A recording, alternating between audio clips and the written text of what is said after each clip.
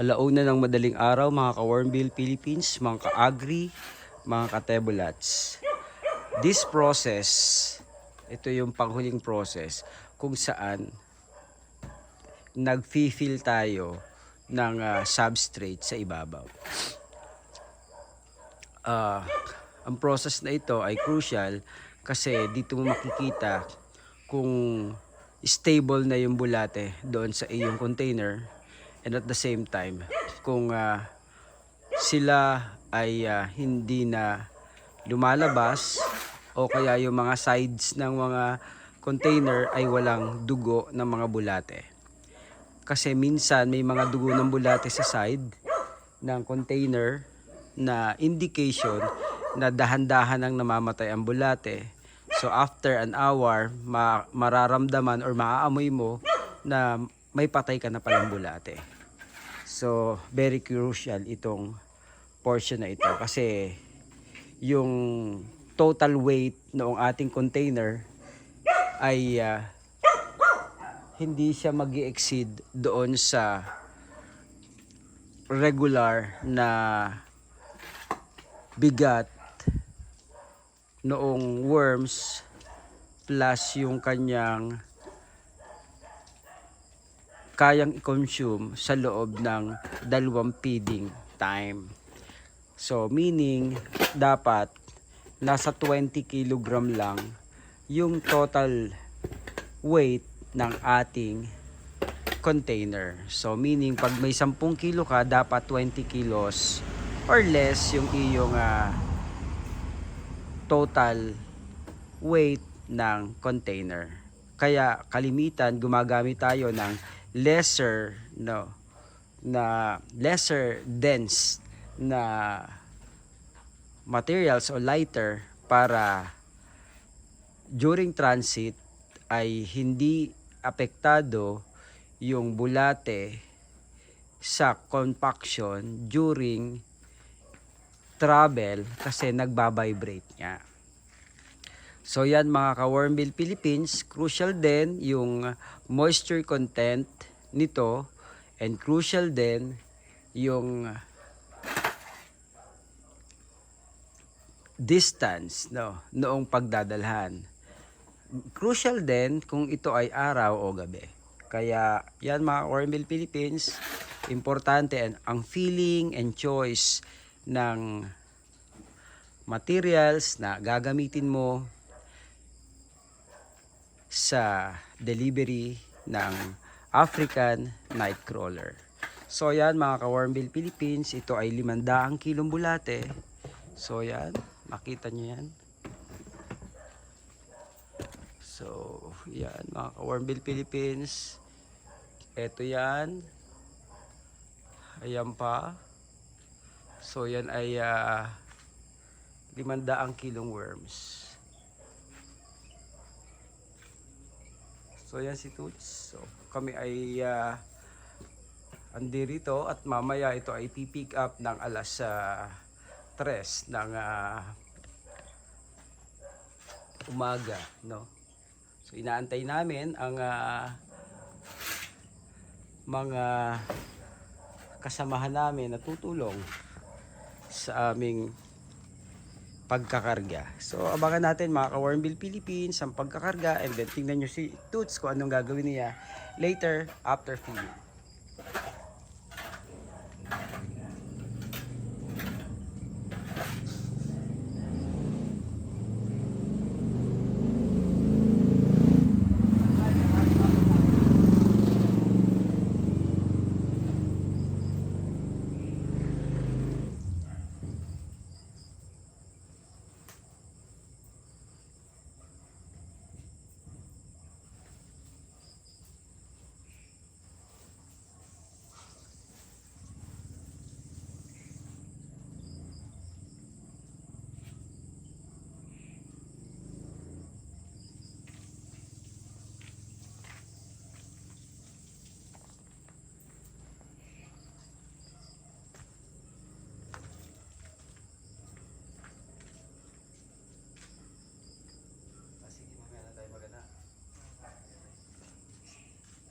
Isasarado mo yung pinto.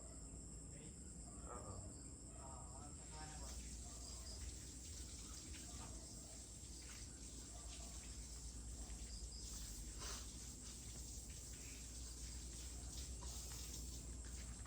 Yan mga ka-Wormbill Philippines. Actually, ah nung nagpalit kami ng substrate, nakita ko na yung mga frogs dito sa amin, kahit marami yung amin ngayong worms, ay hindi sila invited ngayon.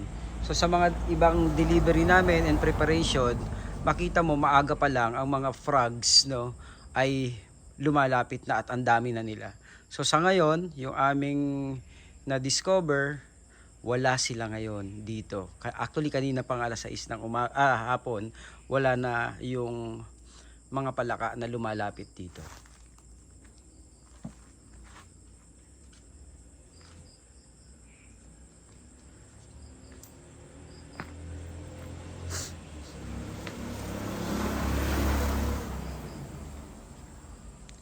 Yan, tuts, ano, kahit ilapit mo ng konti kasi yung sasakyan natin mamaya. No, ayun lang naman. Ayan, kasi yung sasakyan mamaya ay papasok.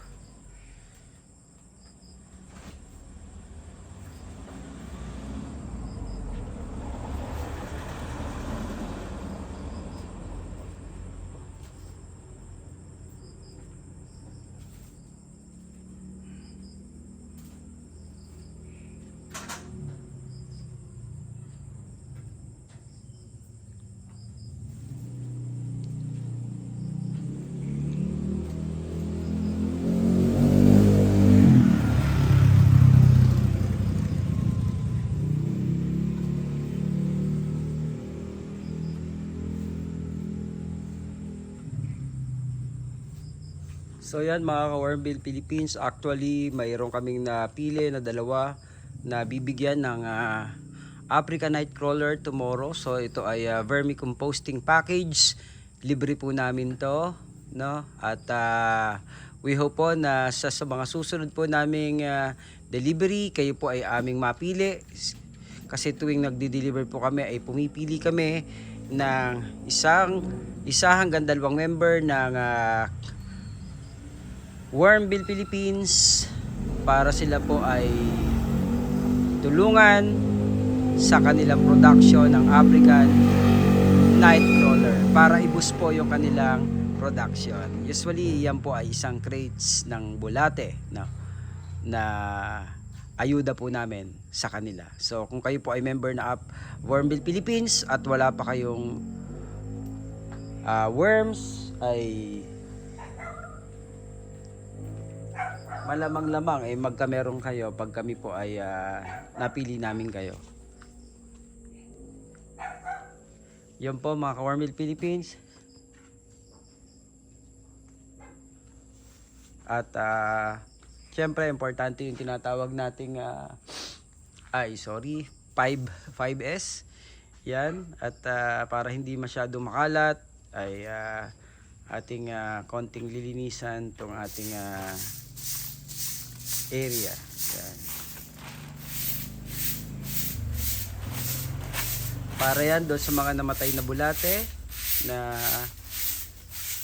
sa 4 na araw natin ng preparation ng 1 tonelada, no, na bulate ay habang nagtitimbang ay namatay. Yan. Kaya yung cockpit ay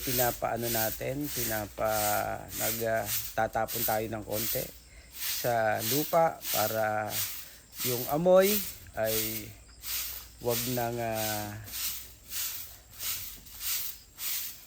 kumalat pa pag nahahanginan. Yan. So yan, hindi mabaho, no, yung ating area kung saan naka-stock itong mga African Nightcrawler.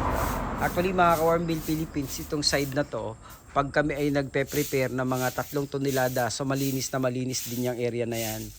Kasi naglalagay din kami dyan, no. So ang kasya dito sa aming area na to ay 4 na toneladang worms. Yan. Minsan doon sa aking bahay sa loob, no, yun yung bahay ko, at saka dito sa bahay ng mother ko, so puno din yan pag kami ay nagpe-prepare ng 4 na tonelada na bulate.